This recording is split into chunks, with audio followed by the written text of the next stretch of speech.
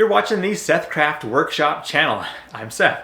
I'm currently setting up a 3D print business and thought that it would be a perfect time to document my experience and bring you along for the journey. So in this very first video, what I like to do is show you around my room and the setup that I currently have going on. I'm sure all of this will change in the future, but for now, this is what I've got. So if you don't know who I am, I've got 4 different YouTube channels. And I've actually been running a business selling online for over 10 years now, and that's done pretty good. So I think that my next step is to start doing 3D print work, which I've actually had these 2 printers set up now for well over a month, and I've been practicing all kinds of fun things for the kids and different projects. So I'm ready to start doing products for sale. So, okay. First of all, let's start here on this wall where I have my printers set up. A good friend of mine who also does 3D printing tried out the Cobalt 84-inch shelves from Lowe's, and he says they're great. And so I picked up 2 of them actually. I've got one on this wall and one behind the camera here, which I'll show you in just a bit.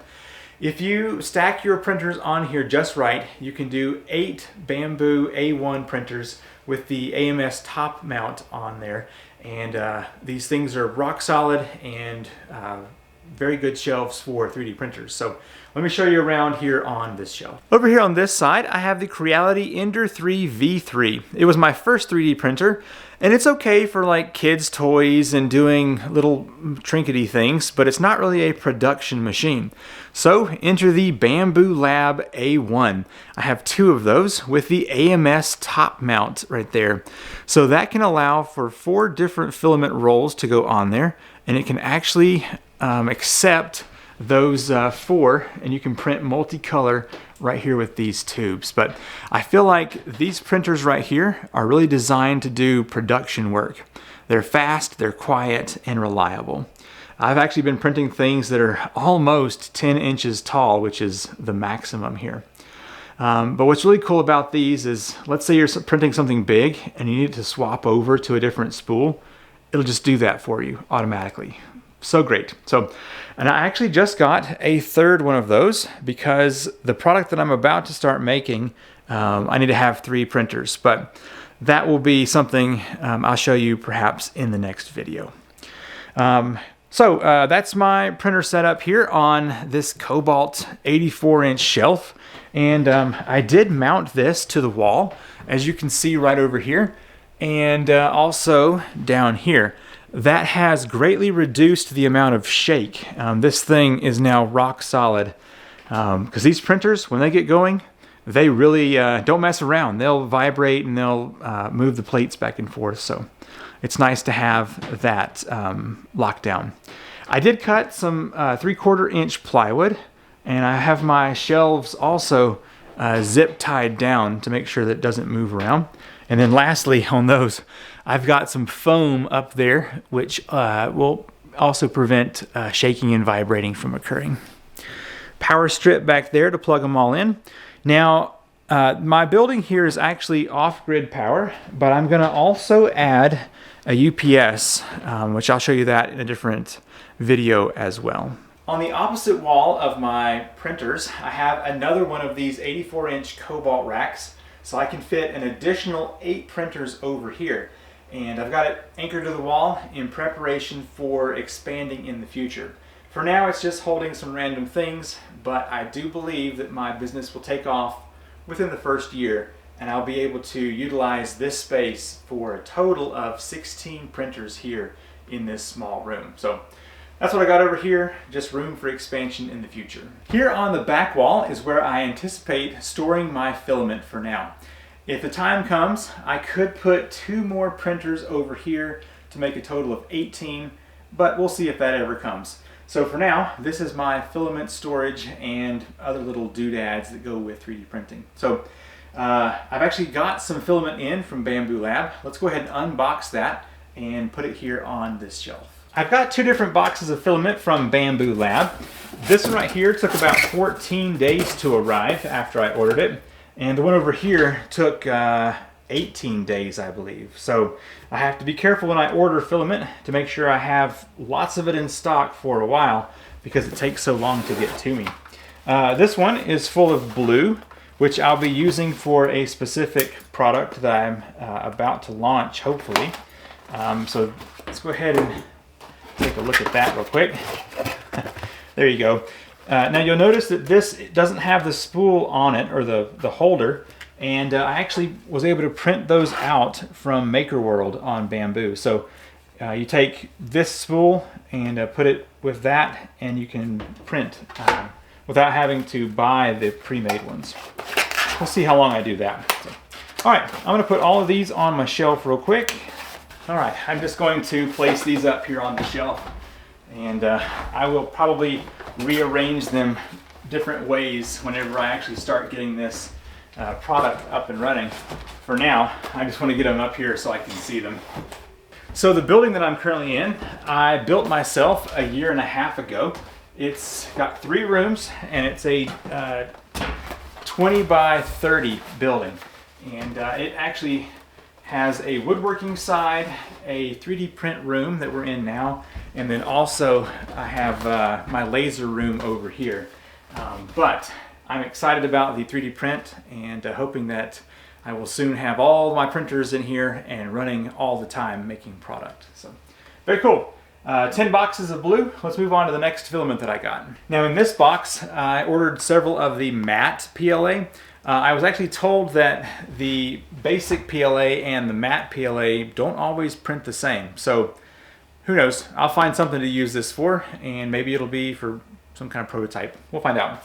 But I'm going to put these on a lower shelf to separate them from the PLA basic. I mentioned a moment ago that my building here is being run off-grid. I feel like that's kind of maybe a selling point for some people, that it's using renewable energy. But I've got a 15 kilowatt hour battery, and then I have a 12,000 watt output inverter, and then I've got 3,000 watts of solar. So I'm going to have a video in the future talking about my input power for my machines, and how the A1 does have an option. If you lose power for a moment, it can restart. But I'm going to have the off-grid power and also a battery backup, which will hopefully keep these things running all the time no matter what. So future video on that coming up. Up top I have some filament for the Creality. Down here is my blue PLA basic.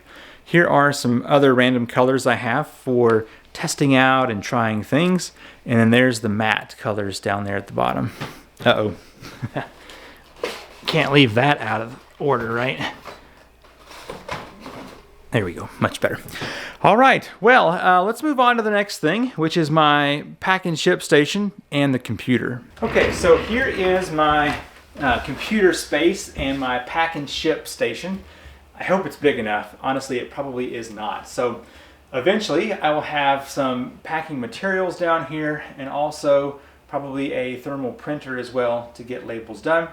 So I will have to have storage for boxes, and also have to have storage for packing material and tape and that kind of thing down here. So maybe I will put a roll drawer up under here, or use one of my other rooms with a shelf in there for that. So, but as far as space goes on the desk, hopefully it's enough. Now I'll show you, I have a shelf all the way around my room here, which would be great for storing bubble wrap and boxes. So I'll show you that in a bit.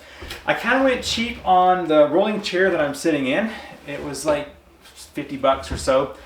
I'm gonna have to buy a better one, because my workbench that I built here is too tall, and it's just not very comfortable. So I feel like I've already sat in this chair long enough that it's worth having one that's a little bit better.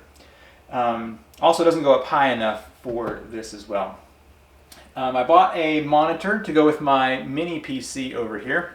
The mini PC is the Morefine M9, and it was given to me to test out for one of my other YouTube channels, and so I just moved it in here.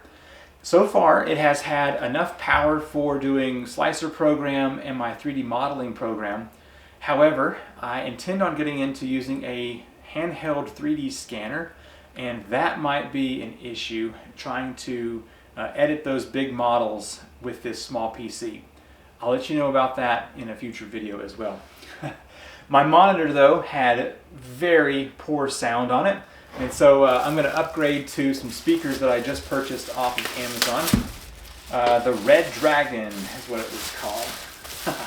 I've used these before. Not a sponsored video or anything. But I'm going to go ahead and install those over here real quick. You might be thinking, why do you even need speakers on your 3D modeling computer or your 3D print room computer? I'm learning my editing software for 3D models, and I was watching a YouTube video and I could barely hear it. So I think it's going to be really important to have a set of speakers in here. I actually already have this set of speakers in my other room on my other computer, and they have worked out really well. One of the reasons I like these speakers is because they're powered by USB and then have your audio jack right there, and so I don't have to worry about running another power cord down to get these things powered. Okay, time to push the power and try these things out. They've got flashy lights on them. Okay, you ready? Here are the speakers from the monitor. All out of old used tires that I was able to source from my local tire shop. Alright, and I only play them on the new speakers. My future 20 by 30 shop, but whenever he cut into this hill, it is starting to erode and fall off. So I'm going to go up to my local tire shops and pick up some free tires. Much better. I like that a lot. So that's my computer and my shipping station. Like I mentioned before, I've got the shelf that goes almost all the way around, and it'll have a great opportunity to store stuff up there, and I think it's going to be good. See my can lights over here? I really wanted to install those when I built this shop.